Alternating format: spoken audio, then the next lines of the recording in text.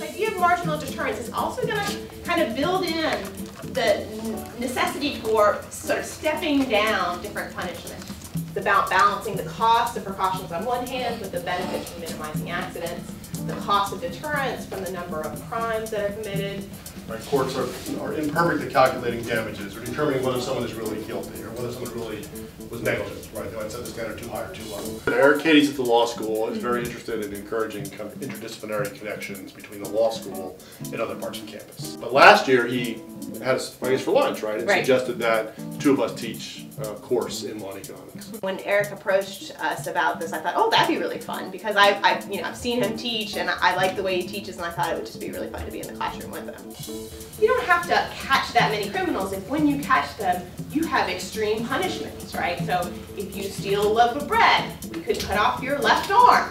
And this is the point for the whole course too, which is the mere fact that you observe a crime or observe an accident doesn't undermine a positive economic account of the body of law. I think the hardest thing was, sort of day-to-day class management. You have two people up there who are both thinking about what's going on and who have both taught the course before themselves, all by themselves, right? And one of them is doing most of the talking. And when do you interrupt? When do you not interrupt? Are you afraid that you want to interrupt, but she's going to cover something 5 minutes later as part of her plan anyway, which probably happened several times this semester? I do think it would be hard if every decision had to be made jointly. I would send him the notes, before class, and he would send me the notes, and we'd have a chance to look at what the other person wanted to cover, and then to think about, if you see Alan's notes, he's got all these jots in about like, oh, here's some points to make here and there, and I would do the same for his, and then we'd interject when we thought it was appropriate, or so we'd often talk, the 5 or 10 minutes before class, say, oh, here's something I thought about doing. Or transaction cost for 10 or 15 minutes, right? And then sort of, that's part of the jigsaw puzzle point, right? And then I'll take it from there or something like that. So.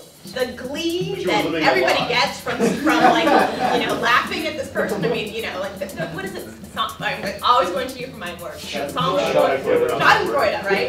Like, he thought he was such a good guy. And I mean, like, other people will get. One thing I notice in the undergraduate class is the students, they have a question about something and they kind of look at you, then they look at me, they look back at you, and they're trying to decide whose eye to try to catch when they raise their hand. They're not entirely sure what is this situation with two professors in the front of the room and which one actually has authority to answer questions and whose answer do I trust? That's probably another one. As the semester went on, it was clear that the law students started feeling much more comfortable asking me questions. Or looking at me to get that same idea, like, am I on the right track? And I noticed that the undergrads started definitely asking you more and more questions as the semester went on. Had students saying, get out of the way because Professor Stafford's doing something on the board. I understand this, right? You're blocking my view, right? So yeah. The funniest thing is, one of us will be talking and the other one will go to the board, and this happened in both classes, and start writing, and the other one starts looking around like, what are you doing back there? What are you writing back there? It's like, no, I'm just getting ready for the next point. They email you, they email me, sometimes they email both of us together. So. I got one at 1:40 in the morning 2 nights ago from one of the undergraduate students. Luckily I was awake. But if someone kills Hitler, well, Hitler had friends, right?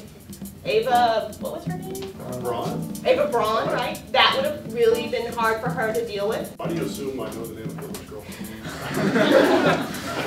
Because you're a student of history, right? Okay, I was wondering. We should probably talk about the downside of this. And that's that the two of us have similar pop culture backgrounds. We tend to use references that the two of us get and sometimes are completely lost on our students. But because we're both there reinforcing them, we don't really realize until like all these blank looks come up at us like, oh yeah, they don't know what we're talking about. I was about to mention Gilligan's Island today, but I wasn't probably too old for you. But there is a level in between preponderance and beyond a reasonable doubt, which is not used in a criminal context. It's called clear and convincing. So 67%, as opposed to 51. If you have that, so it's probably too low for a criminal context. Isn't that like the title of one of those the kinds of books that always writes about like wars and stuff? Clear and Convincing Danger? Or Clear and Present Danger. Tom Clancy, starring Harrison Ford and William Dafoe.